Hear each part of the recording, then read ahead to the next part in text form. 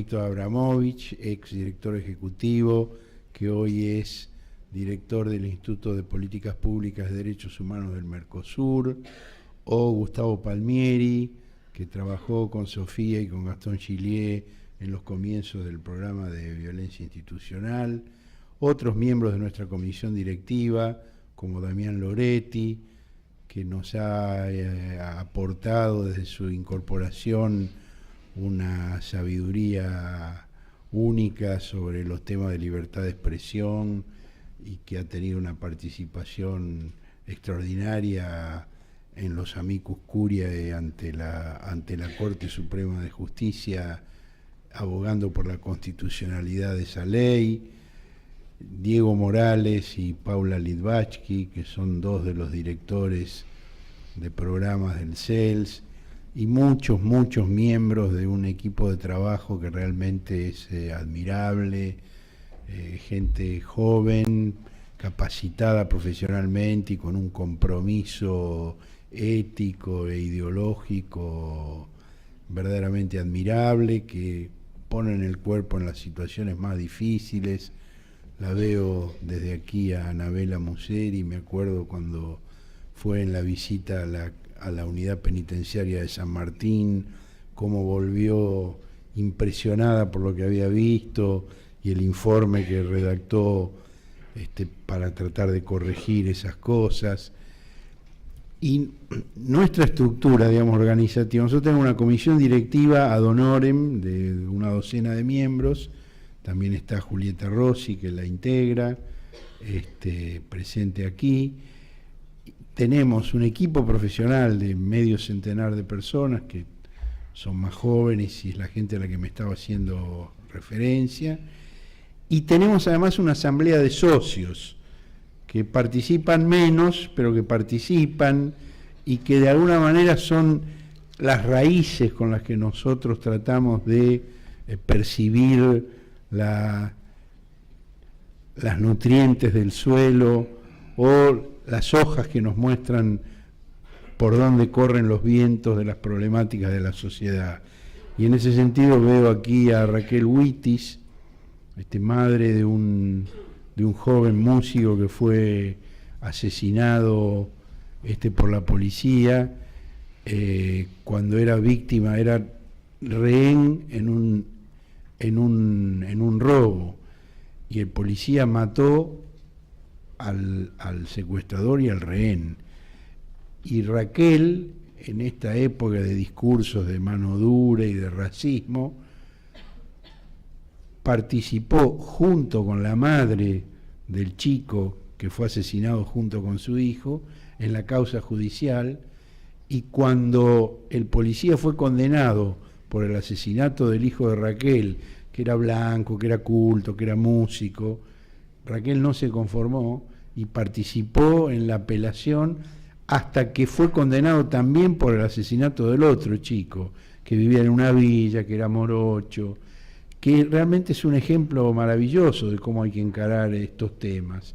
Hemos visto en Córdoba en estos días realmente una policía que organiza los saqueos, y cuando los saqueos terminan cae sobre los barrios populares, y hay sectores de la sociedad que hablan de los negros de mierda y profundizan una fractura social.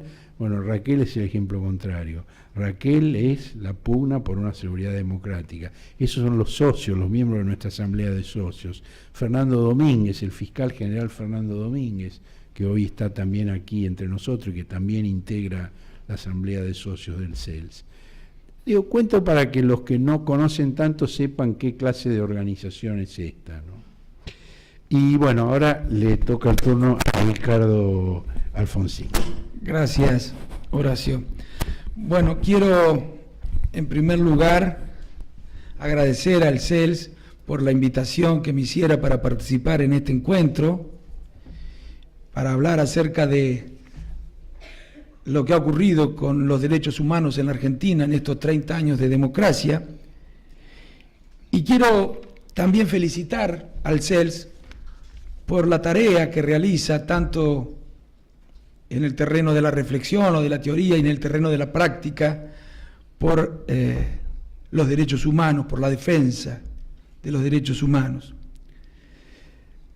Y si bien, como decía recién, la charla debería girar en torno a lo que ha ocurrido con los derechos humanos en estos 30 años de democracia, permítanme ustedes,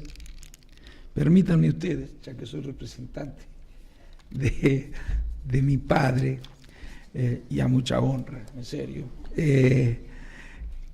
permítanme ustedes que limite mi exposición, aparte por razones de tiempo, a una valoración, a una reflexión en torno a lo ocurrido en la última transición democrática, en aquella de los años 80, con relación a los derechos humanos y en particular con relación a los problemas que planteaba la violación sistemática de los derechos humanos llevada adelante por la dictadura.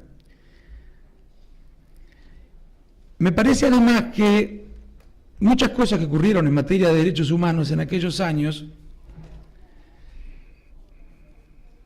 fueron importantes y sirvieron de base para que se pudiera con posterioridad realizar una tarea que nos hiciera progresar de manera importante en la defensa de los derechos humanos.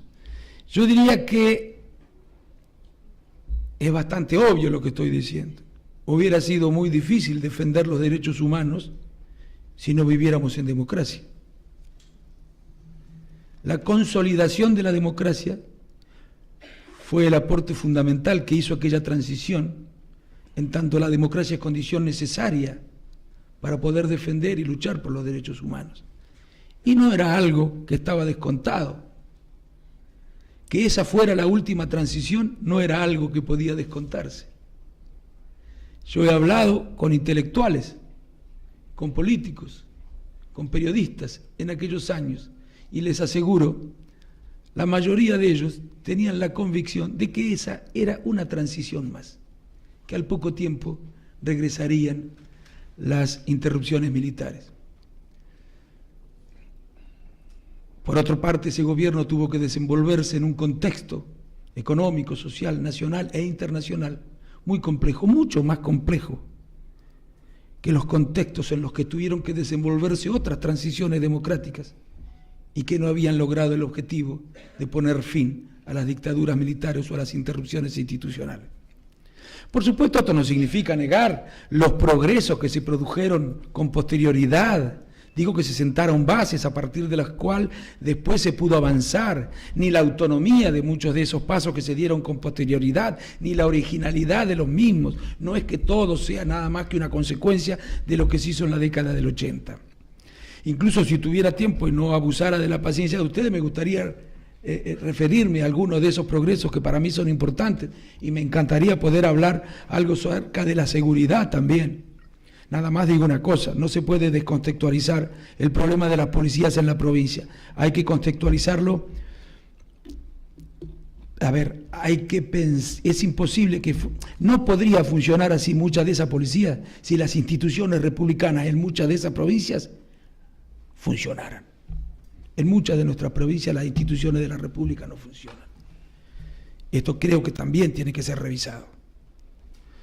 Pero bueno, con relación a los años 80 y en lo que aquí interesa, es necesario hacer algunas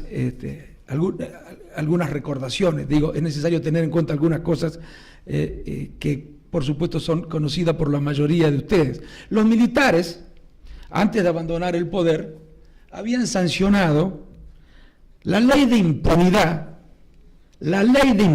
más gravosa para la democracia y la lucha por los derechos humanos, que fue la llamada ley de autoamnistía. Esa ley impedía que se enjuiciara a los militares. Esa ley, si era válida, impedía que se enjuiciara a los militares. Era la ley más gravosa que para la democracia, digo. Mucho se discutió en la campaña acerca de qué había que hacer con esa ley. Y creo que hemos progresado porque hoy todos, nadie se atrevería a decir que tenían razón quienes proponían o quienes decían que esa ley no se puede derogar. En esa campaña había dos partidos políticos que tenían chance de ganar las elecciones. Uno era el Partido Radical y el otro el Partido Justicialista. ¿Qué decían respecto de esa ley? ¿De la validez o de la invalidez de esa ley? ¿De la posibilidad de derogar o de las dificultades o imposibilidad de derogar esa ley? Pues el Partido Justicialista, por lo menos sus hombres más representativos, decían que no se podía derogar la ley.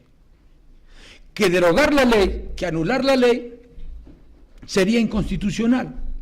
Que su derogación o su anulación sería declarada inconstitucional. Y se lamentaban, lamentablemente decían, esa ley no puede ser derogada en virtud del derecho y los principios del derecho argentino. Es decir, ¿qué decían? No se puede juzgar a nadie. Si no se derogaba la ley, no se podía juzgar a nadie. En el fondo, la discusión acerca de la validez de esa ley era una discusión acerca de la posibilidad o imposibilidad de juzgar a los militares por la violación de los derechos humanos. Me quiero adelantar a decir algo para no ofender a algunos de los amigos del justicialismo. Estoy convencido, sinceramente estoy convencido, que no se trataba de una claudicación y que no era una razón jurídica la que en el fondo les hacía pensar que no se podía llevar adelante un juicio a los responsables de la dictadura por la violación de los derechos humanos. Creo que en el fondo la razón era política. Si ustedes quieren, me parece que el justicialismo pensaba que no estaba dada la correlación de fuerzas entre la democracia, por decirlo de alguna manera, y el partido militar, como para someter a juicio a quienes habían sido los responsables de las violaciones de los derechos humanos en la dictadura. En palabras todavía más concretas, me parece que en el justicialismo pensaban, si lo que queremos en esta ocasión es terminar con las interrupciones militares, si el objetivo es consolidar la democracia, no se puede juzgar a los militares. Las dos cosas, hacer las dos cosas es imposible. Utilizaron el argumento jurídico, la ley de autoamnistía, para decir que no se podía juzgar a los militares. ¿Qué decía el otro partido? ¿Qué decía el otro partido? El Partido Radical. Sostenía que sí podía derogarse esa ley. Y en la campaña lo dijo, que sí se podía derogar esa ley. Pero por supuesto que no ignoraba el planteo que hacía el justicialismo, que no ignoraba los problemas que suponía tener que gobernar en un contexto en el que la correlación de fuerza entre dictadura y democracia era adversa a la democracia. Ustedes saben que las mejores propuestas, las mejor intencionadas, las mejor concebidas técnicamente, las puestas en práctica por los mejores hombres, pueden fracasar si la relación de fuerzas les es adversa. Entonces, ¿qué decía el candidato de entonces? Hay que derogar la ley, se puede enjuiciar, pero también recorrió todo el país con un discurso que establecía 3 niveles de responsabilidad. 3 niveles de responsabilidad. Decía que no tenían la misma responsabilidad los que habían impartido las órdenes, los que las habían cumplido las órdenes y aquellos que se habían excedido en las órdenes. Esos fueron, en definitiva, esos 3 criterios de responsabilidad los que después se plasmaron en la ley de obediencia debida. Alfonsín, durante la campaña, dijo cuál era la solución que la Unión Cívica Radical le proponía a la sociedad para enfrentar el problema que nos planteaba la necesidad de enjuiciar a quienes habían sido los responsables de la principal de las violaciones de los derechos humanos. En síntesis, ¿qué proponía Alfonsín? Decía, hay que rejuzgar a los comandantes en jefe, a los responsables de zona, a los responsables de subzona, a los responsables de la seguridad, a los responsables penitenciarios y algunas otras categorías. Eso se estimaba, suponía que estarían procesados y condenados algo así como 100 oficiales de las Fuerzas Armadas. Y permítanme explicar por qué se proponía esta reducción del universo enjuiciable, por decirlo de alguna manera. Porque no queríamos enjuiciar a todos. Porque nos sentíamos el mismo deseo de justicia que sentían quienes decían que había que enjuiciar a todos. En primer lugar, por lo que dije antes, porque como el justicialismo teníamos que medir la relación de fuerzas. Ustedes me dirán que esa es una apreciación subjetiva. Sí, pero me parece que podemos darle la derecha a quien tiene que gobernar, a quien es el presidente de la República, tal vez mejor que nadie. Estaba en condiciones para saber cuáles eran los riesgos a los que sometía a la democracia si pretendía juzgar a todos, a miles de policías, de militares y de civiles.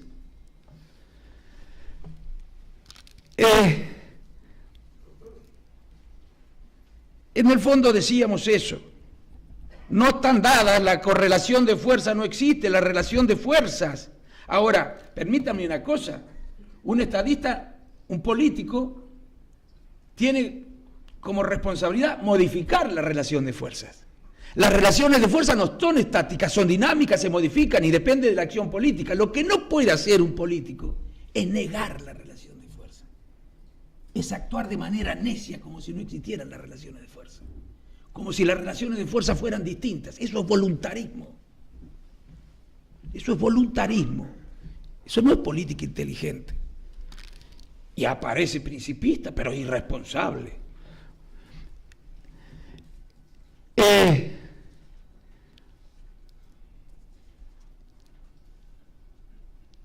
Y para que se entienda un poco más lo que digo respecto de la relación de fuerzas, recordemos que en aquellos tiempos, aquellos a los que queríamos juzgar, habían estado gobernando no hace hacía 24 horas, ¿no? No era que nos habían gobernado en el siglo XIX. No estábamos investigando los crímenes políticos ocurridos en el siglo XIX. Aquellos a los que queríamos juzgar, es decir, aquellos que habían asesinado, torturado, secuestrado, esos estaban todavía en los cuarteles, con los grados, al mando de tropas, con los Mauser, con los fusiles, con los tanques, apuntando a la democracia y amenazando el futuro de los derechos humanos. No se puede juzgar lo que ocurrió en la Argentina a partir del contexto actual. Ni al justicialismo ni al radicalismo a partir del contexto actual, porque la relación de fuerzas cambió, se modificó gracias a Dios. Y se modificó gracias a Dios a muchas de esas cosas que se hicieron en la década del 80. Miren,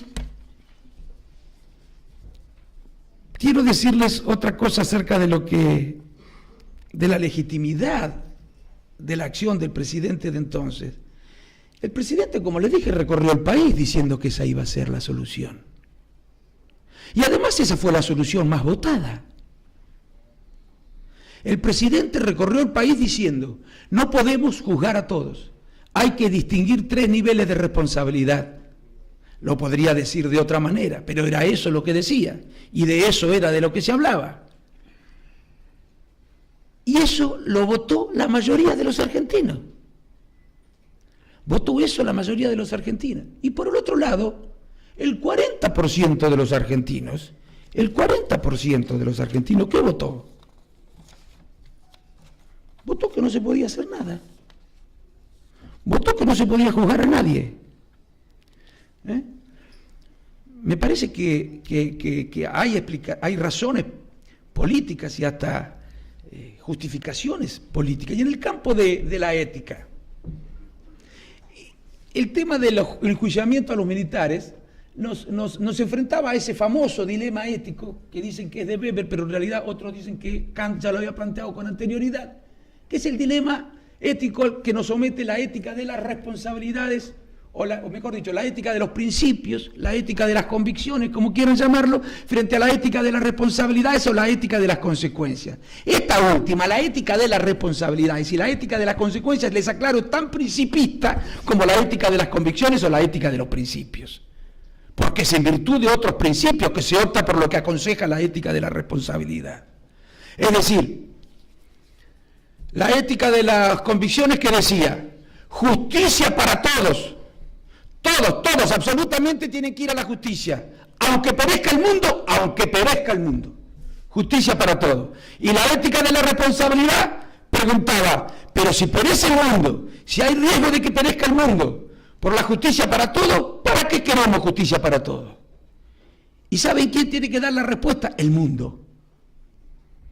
No el iluminado que decide por todos, el mundo. ¿Y saben quién era el mundo en la Argentina? Los electores. Y los electores en la Argentina habían dicho, mire, si tenemos que hacer algunas cosas que no nos gustan, que significa que algunas personas van a quedar exculpadas de su responsabilidad, pero eso sirve para garantizar los derechos humanos hacia adelante también y para terminar con las dictaduras militares, pues hagámoslo. Esa fue la decisión mayoritaria de los argentinos. ¿Y qué es lo más importante de ese juicio? Porque tal vez esto que voy a decir sea lo valioso en esta charla, en la que estamos pensando acerca de cómo las distintas gestiones democráticas fueron aportando a la consolidación de la conciencia democrática, de una conciencia a favor de los derechos humanos y de la lucha por los derechos humanos. Lo más importante del juicio fue que se terminó con la impunidad. 170 años de tradición de impunidad había en la Argentina. Lo que se hizo en la Argentina, le digo a los que dicen que se hizo poco, no se había hecho nunca en el mundo. Y me llama la atención que los que dicen que se hicieron poco son los mismos que decían que no se podía hacer nada. 170 años, desde 1811, desde septiembre de 1811, que empezó la primera amnistía, 170 años de impunidad. Ya sabrían hacia adelante los militares que, si se les ocurría dar un golpe, se iban a tener que enfrentar con la justicia de la democracia, después de los juicios que habían ocurrido durante la década del 80.